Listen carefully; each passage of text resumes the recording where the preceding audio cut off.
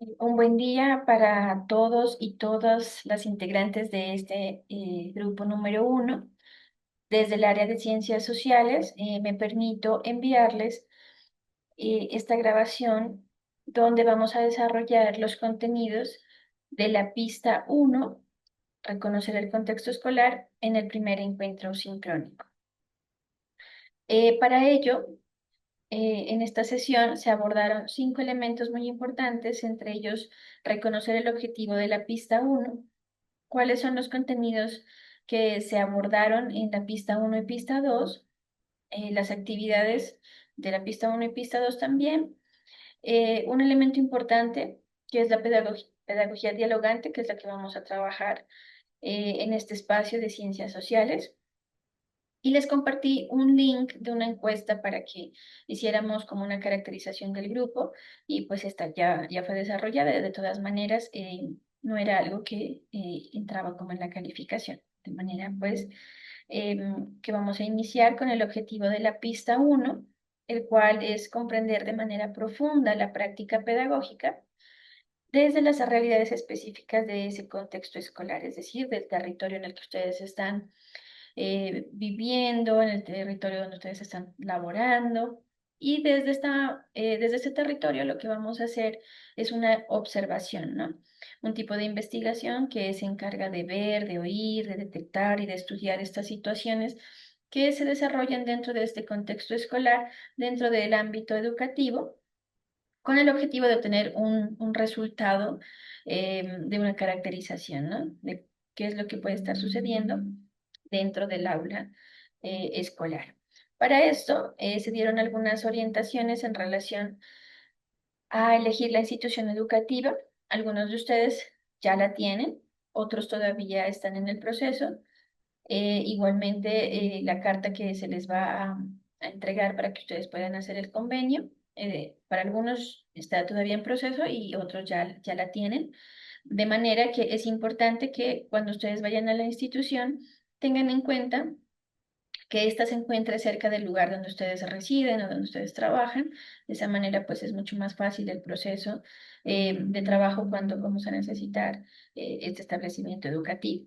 Y otra que tenga la básica primaria, es decir, que vamos a trabajar de primero a grado quinto. Ustedes pueden elegir el grado que deseen. No hay una directriz que les diga, bueno, vamos a empezar con grado tercero o vamos a empezar con grado primero. No, esto es de su preferencia. Y si ustedes en algún momento requieren el cambio por alguna situación en particular, pueden hacerlo, claro, con un tiempo prudente para poder hacer el cambio de institución a partir pues de la gestión que haga Angie, que es nuestra secretaria. ¿Listo?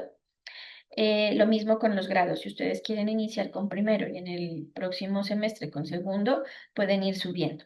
De lo contrario, si dicen, no, me falta un poco más de primero, pues pueden también seguir en ese mismo grado. ¿Listo? No hay ningún problema. Dentro de este reconocimiento del contexto escolar tenemos una pregunta y es, ¿cuál es la dinámica escolar y las condiciones o las realidades socioeducativas de esta institución educativa?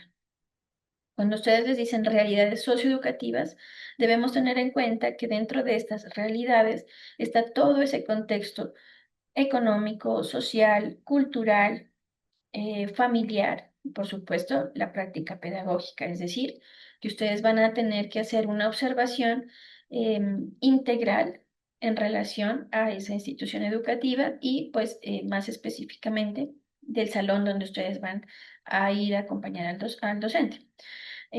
Ahí vamos a identificar cómo ese entorno social de alguna manera se refleja en el aula escolar, de igual manera el nivel socioeconómico de las familias, el acompañamiento de los niños, cómo llegan los niños, cuál es esa dinámica de la práctica pedagógica del docente, qué elementos utiliza para planear o si realmente lleva solo una copia y los hace pintar. Aquí es muy importante que ustedes dialoguen bastante con el profe porque por lo general ellos son los que saben cuáles son las principales problemáticas en ese aula y eso puede ser como base para que ustedes tengan su pregunta de investigación. ¿sí? Es muy importante hablar con el docente y analizar ese contexto escolar. Bueno, en un segundo momento habíamos hablado de los contenidos que vamos a abordar durante la pista 1 y la pista 2. En este primer encuentro de la pista 1 se va a abordar de manera general el concepto de epistemología, concepto y definición general de la epistemología desde las ciencias sociales y también qué son las ciencias sociales y contextualizar las ciencias sociales ya en el ámbito pedagógico dentro del aula. Y abordamos los referentes de calidad desde el área de ciencias sociales, que son como los estándares básicos de competencias. Finalmente dejamos unos ejercicios prácticos que ustedes pueden ingresar de manera libre a EducaPlay y realizar estos ejercicios. En el segundo contenido del segundo encuentro sincrónico se abordaron elementos como el concepto de territorio, qué es territorio, ¿no? Y retomar el concepto de cultura que se lo vio en la pista 2. Para el tercer encuentro hablamos de los factores socioeconómicos y también culturales que influyen en la educación básica. Entonces hablamos de algunos tipos de comunidades que tenemos en Colombia, muy ligado esto con el territorio, algunas estrategias pedagógicas que podemos desarrollar desde el contexto, claro, de una manera general, y lo iremos profundizando a manera que vayamos avanzando en las pistas, y algunos instrumentos para potenciar estos procesos formativos. Finalmente, una reflexión y conclusiones.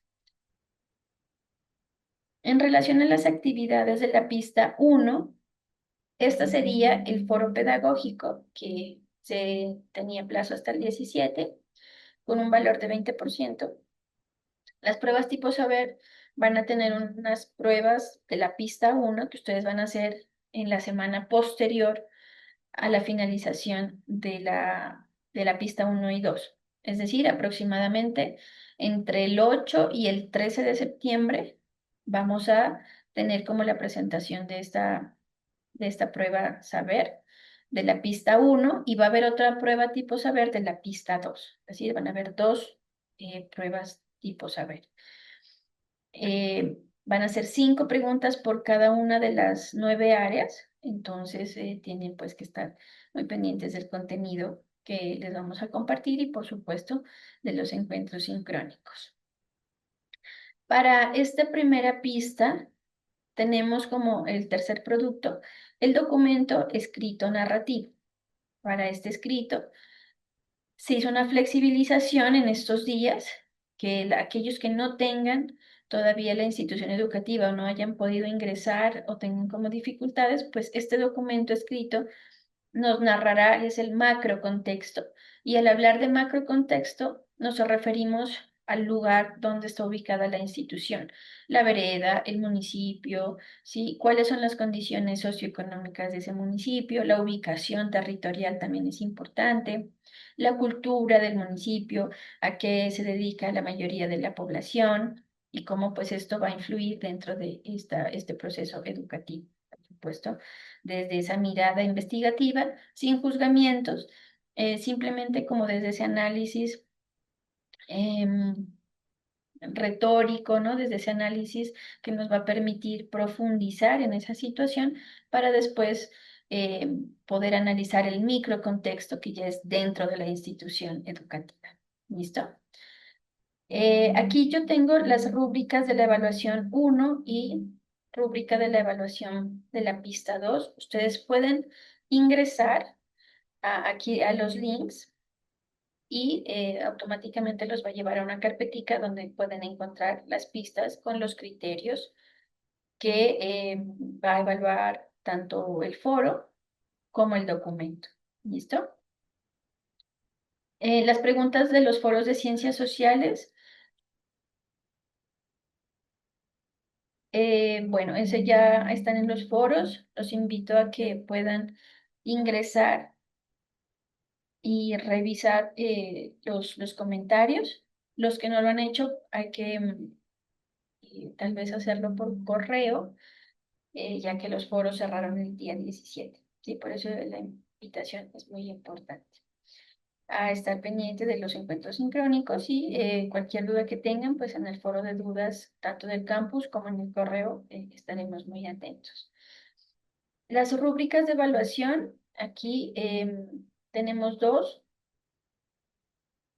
Ustedes pueden ingresar aquí y mirar cuáles son los criterios que se van a tener en cuenta por cada uno de los productos.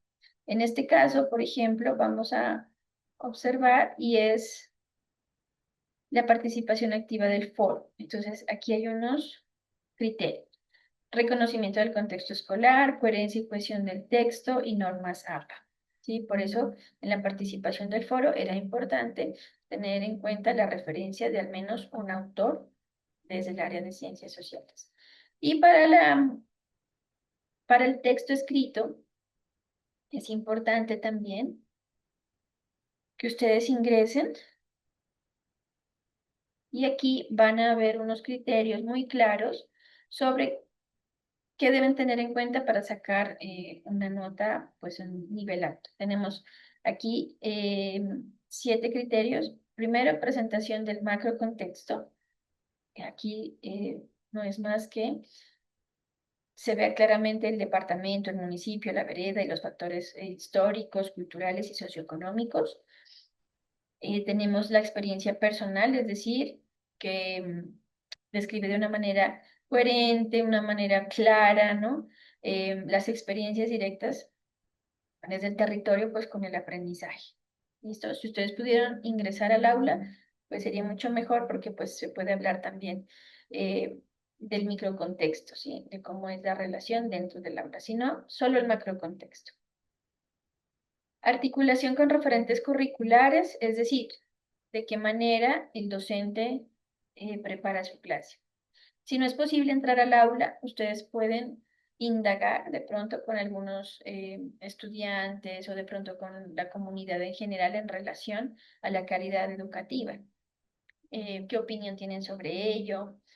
¿Cuál fue su experiencia? Y a partir de ahí, pues hablar desde ese macro contexto, desde la opinión que tiene la comunidad en relación al proceso de planeación y de la dinámica de enseñanza en el aula, pero desde ese testimonio o desde ese diálogo con la comunidad. Clima y gestión de aula, lo mismo, cómo se sintieron en el aula, cuál considera que puede ser el factor que puede mejorar, o por el contrario, cuál es esa debilidad que se podría fortalecer, o cuál fue una experiencia bonita que hayan tenido en el aula en el sentido de que se sentían cuidados, de que se sentían motivados, etcétera. ¿Listo? Pensamiento crítico y contextualización del área en específico, es decir, que aquí lo que vamos a hacer es abordar de una manera general cómo pensamos que en la primaria se trabajan estas 9 áreas. Desde una parte muy tradicional o desde esa innovación o que a los profes de pronto siempre hacen como el uso de las mismas estrategias, sin juzgar, sino desde una mirada analítica, ¿sí? Y tratar de profundizar en esta situación para luego, cuando ustedes puedan ir al microcontexto, es decir, al aula de clase y dentro de la institución, analizar todas estas dinámicas ya desde el aula, ¿no? Cómo se expresa el profe, cuál es la relación del profe con los estudiantes, el estudiante con sus compañeros, los docentes en general y todos estos elementos. Bueno, esto igual lo encuentran en la presentación. Tengo una metodología dialogante, es decir, que lo que se quiere en estos espacios es que haya un diálogo que enriquezca esa práctica pedagógica, esas experiencias pedagógicas, a partir pues de algunos conocimientos que surgen pues de estos contenidos de la pista 1 y de la pista 2, siempre teniendo en cuenta la opinión de los estudiantes, de los integrantes del grupo, y que el docente sea simplemente ese mediador en relación al concepto y a mediar esas experiencias, porque realmente pues eso es lo que enriquece estos espacios. El diagnóstico, como les había comentado, pues se les compartió un link para que respondan una encuesta Y esto pues me ayuda a caracterizar un poco el grupo. No era algo obligatorio, era un ejercicio que lo hicimos en los encuentros, así que si están mirando esta grabación, no se preocupen porque pues esto no era un elemento de calificación ni tampoco obligatorio.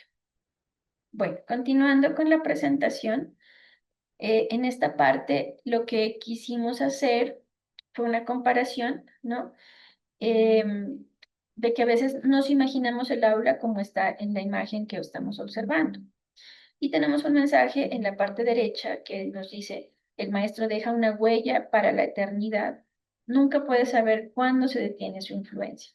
Esta influencia puede ser positiva o negativa, y ahí es donde nosotros vamos a analizar de qué manera nuestras experiencias propias en la primaria fueron traumáticas o fueron, por el contrario, también positivas, ¿no? ¿Qué docentes fueron los que más nos influenciaron, nos motivaron y quienes de pronto, por el contrario, sin tener pues esa su intención, nos alejaron tal vez de ese proceso de aprendizaje, ¿no? O en algún momento nos llenaron de temor. Y esta es la realidad que muchas veces no tenemos en cuenta cuando entramos a una licenciatura o a la universidad. Estos espacios muchas veces se van a presentar en la vida.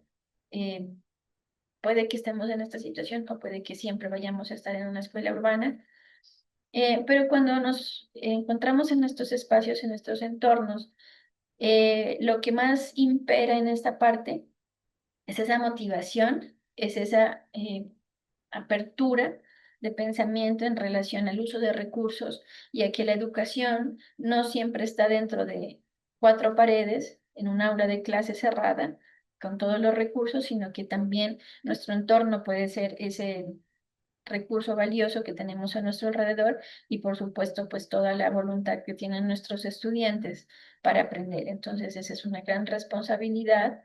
En este caso pues en zonas rurales hay estudiantes que tienen que caminar bastante tiempo para llegar a la escuela y pues de eso también depende muchísimo la motivación que del docente y pues el don de servicio, ¿no? Aquí tenemos el contenido que ya les había mostrado anteriormente, que es la epistemología, concepto de epistemología y educación. ¿Cuáles o qué son las ciencias sociales? Las ciencias sociales en el contexto del aula.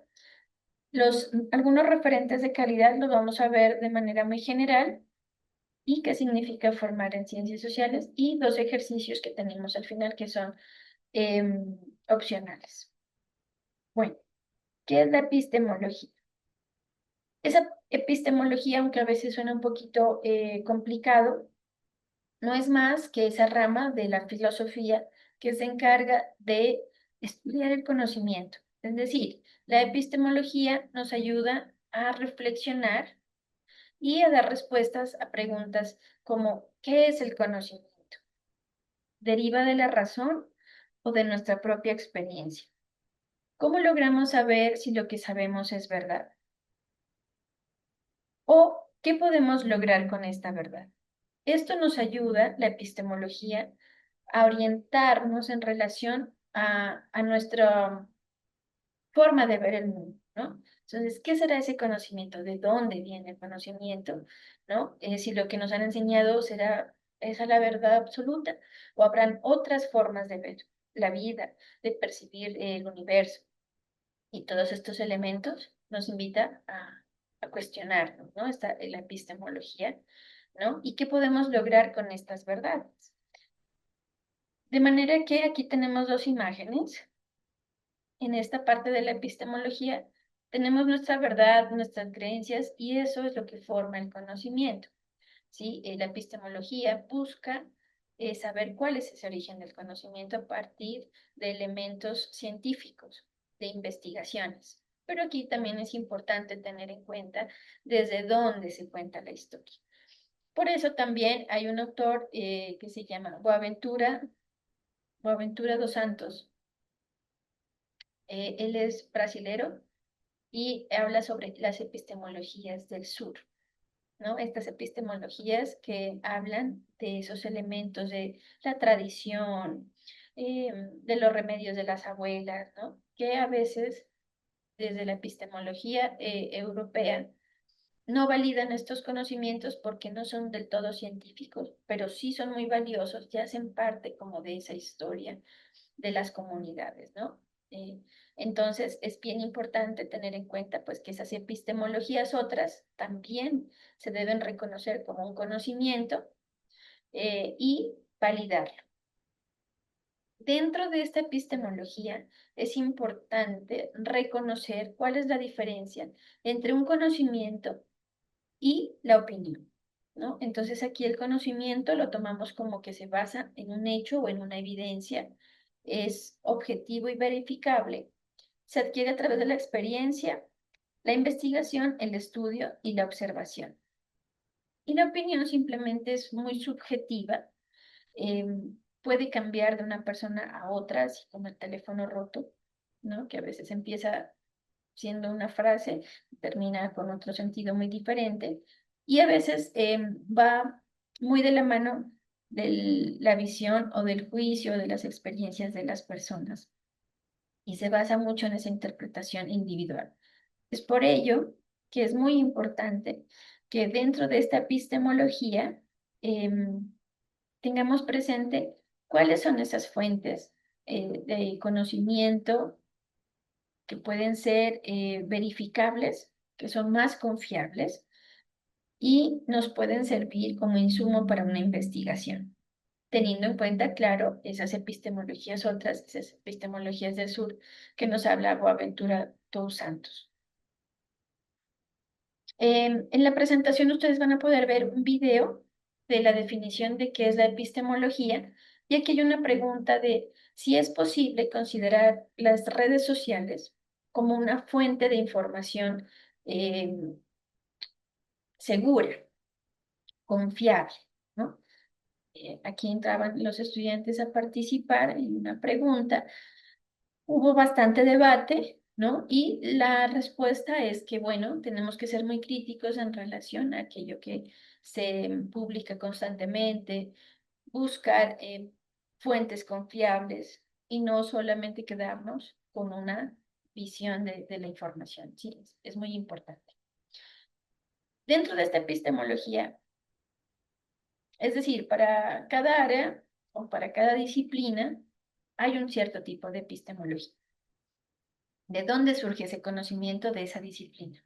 En este caso, la epistemología de la educación también parte de la filosofía, ¿no? Y tiene como objeto de estudio ese fenómeno educativo en general, pero también destaca tres actores específicos. En este caso tenemos los agentes educativos, los procesos educativos y los escenarios. Todo esto en conjunto nos puede marcar ese proceso desde dónde surge el conocimiento, cómo se forma el conocimiento y desde qué perspectiva, ¿no? Desde esos agentes, que pueden ser los docentes, la comunidad educativa, el proceso que se desarrolla dentro del aula y esos escenarios, ¿no? Que en este caso puede ser la institución educativa o en general, pues todo el contexto que enmarca ese proceso educativo.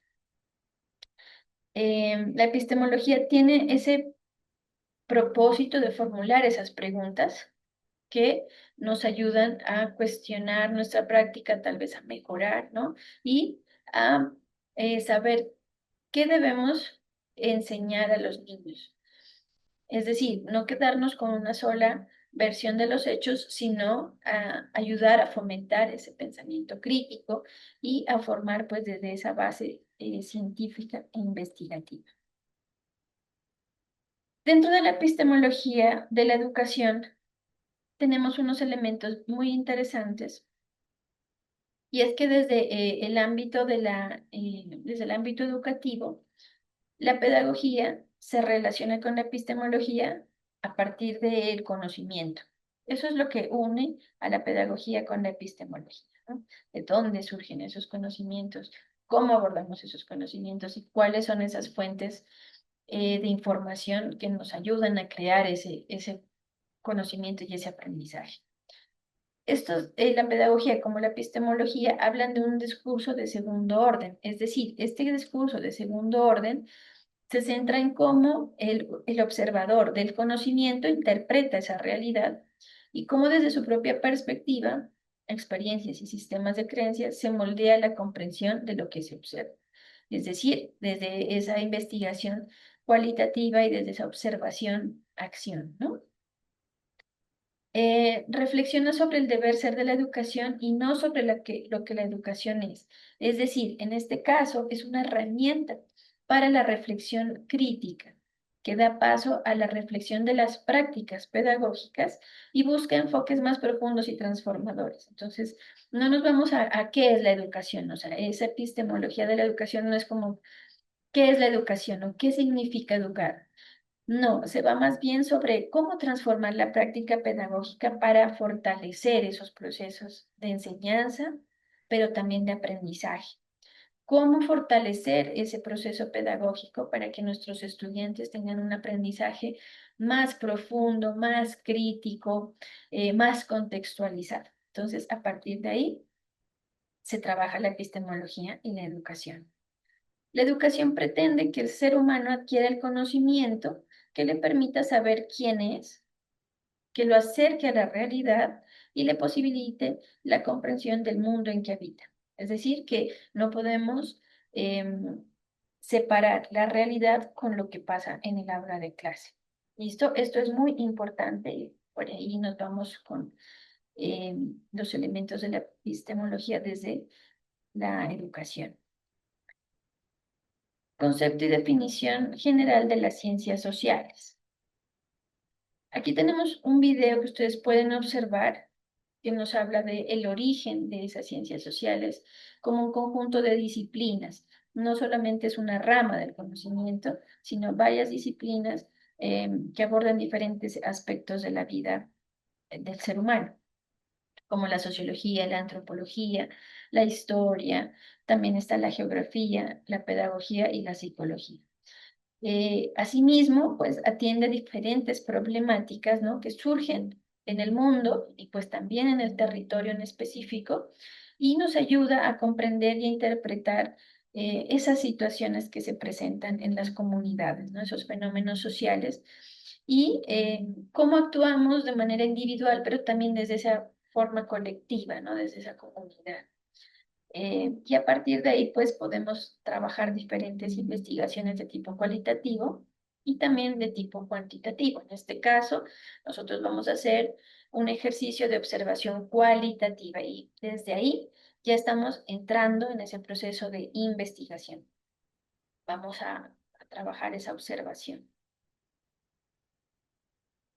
Contextualizando las ciencias sociales en el aula y en general la educación. Aquí cito a un autor que es muy importante, es el profesor Julián de Zuviría, y él nos habla que el mundo es flexible, está cambiando, es muy diverso, que a veces la escuela se queda en ese proceso, ¿no? Sigue siendo tal vez un poco tradicionalista, mera transmisora del conocimiento, tal vez no es tan flexible como debería, se descontextualiza porque no traemos la realidad al aula, sino que el aula parece que se desconecta de la realidad. Y es todo lo contrario a lo que queremos hacer en este caso. Por ello se busca que los estudiantes de esta licenciatura promuevan esas habilidades de reflexión en sus estudiantes, ¿no? Desde esa enseñanza, desde esa práctica pedagógica que ustedes van a ir fortaleciendo en este proceso a partir de diferentes recursos, de diferentes herramientas y estrategias que les permitan analizar críticamente la realidad social de la comunidad educativa, pero también de empezar a fomentar esos procesos con nuestros estudiantes y también, pues, ¿por qué no?, con nuestros otros compañeros y colegas docentes. Aquí tenía una imagen de Francisco Tonucci, se lo conoce como Frato, y es muy particular porque aquí tenemos a tres profesores y a un niño aquí abajo, ¿no? Entonces, la profe de lengua dice, yo me quedo con la lengua, lengua castellana, yo me quedo con las matemáticas, dice el profe del centro, yo me quedo con el conocimiento del medio, seguros las ciencias naturales. Pero sale un niño aquí Y él dice, bueno, ¿y quién se queda conmigo? Entonces, en este sentido, a veces damos mucha importancia al contenido y olvidamos otros elementos importantes que se desarrollan en el aula, como esa afectividad, como ese lenguaje inclusivo, como esa dinámica de trabajo en equipo, de trabajo en grupo y de escuchar esas preguntas y esas respuestas que se dan en el aula de clase. Eso es lo que más enriquece nuestra práctica pedagógica y no solamente el contenido, es el desarrollo del pensamiento crítico y esas habilidades para poder enfrentar la realidad de la cotidianidad de los niños y niñas, ¿no? Esto es a lo que nosotros le apuntamos desde las licenciaturas de Ciencias Sociales. Bueno. Finalmente tenemos unos referentes de calidad, no solamente en el área de ciencias sociales, aquí lo puse como ciencias sociales porque estamos en este espacio. Sin embargo, estos elementos se dan para todas las áreas. Tenemos en color azul lineamientos curriculares, estándares básicos de calidad y orientaciones pedagógicas. Es importante resaltar que algunas áreas no tienen estándares básicos de competencias. Estas áreas tendrán lineamientos curriculares, que son otro tipo de documento, un poco más atrás en los años, todas las áreas tenían lineamientos, pero a medida que fue avanzando el tiempo, algunas de las áreas eh, salieron o sacaron un documento para tener estos estándares básicos de competencias. Estos estándares lo que nos ayudan a identificar es qué es lo que debemos dar en el aula de grado segundo, por ejemplo. Usted llega al área al grado segundo y dice, bueno, ¿qué es lo que tienen que saber los niños? ¿Qué es lo que debo enseñarles? ¿Lo que está en un libro? ¿O dónde puedo ver lo que ellos deben saber? En los estándares. Usted se va al estándar y los estándares están en grupos, de primero a tercero. ¿Qué es lo que deben saber de sociales en ese lapso de primero a tercero?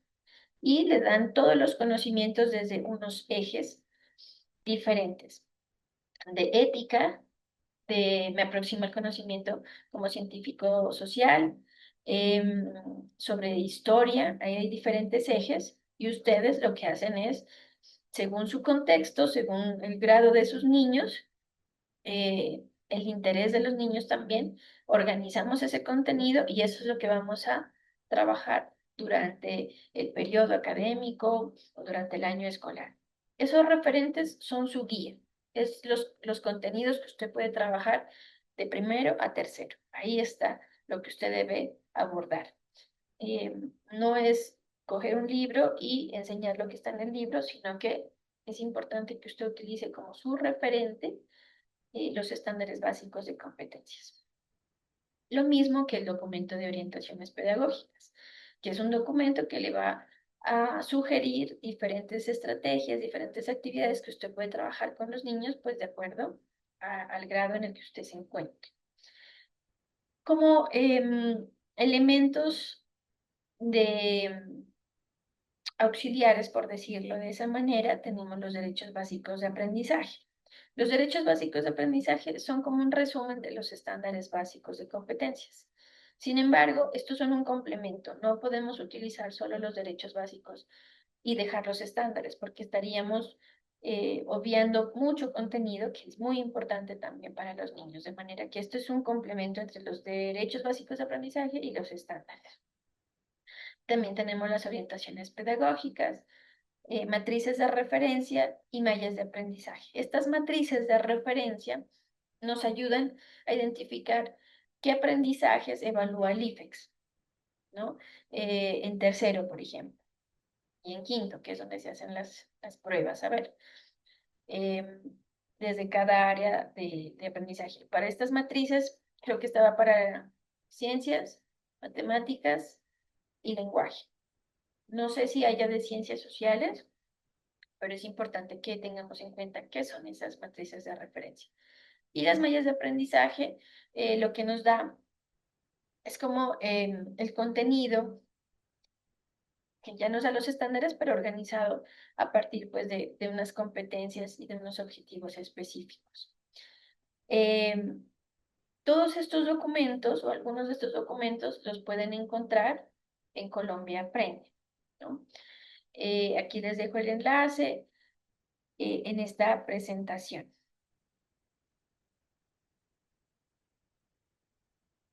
Formar en ciencias sociales. Estos son los es como un resumen de los estándares básicos de competencia en ciencias sociales. Entonces, ¿qué significa formar en ciencias sociales? Con habilidades para relacionarse con los demás, busca formar a cierto tipo de ciudadanos y ciudadanas, comprender la diversidad. Aquí está un resumen de lo que buscan los estándares en ciencias sociales. Ustedes pueden tener este material, utilizarlo para estudiar o para sacar apuntes o para hacer su texto.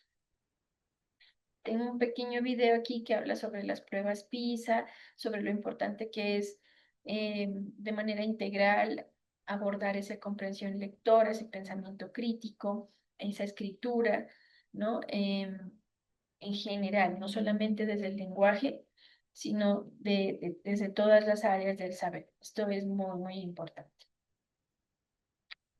Finalmente, pues les dejo con esta imagen. Enseñar no es transferir conocimiento, sino crear las posibilidades para su propia construcción.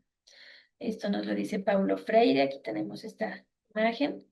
Y pues esto sería como en general lo que se realizó en el primer encuentro de la pista 1. Aquí tenemos dos actividades que son opcionales para que ustedes, los que quieran, puedan ingresar y desarrollarlas. Muchísimas gracias. Un elemento importante que estaba olvidando y que me gustaría que lo conozcan es que cuando ustedes ingresan a la presentación de Geniali, a veces no van a ver una flechita para ustedes abrir la información.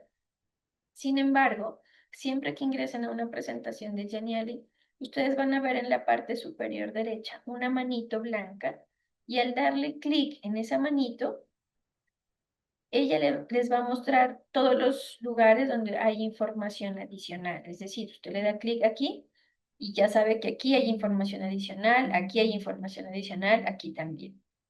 Por ejemplo, en la segunda diapositiva, si ustedes le dan clic en la manito superior derecha, van a darse cuenta que aquí hay una animación.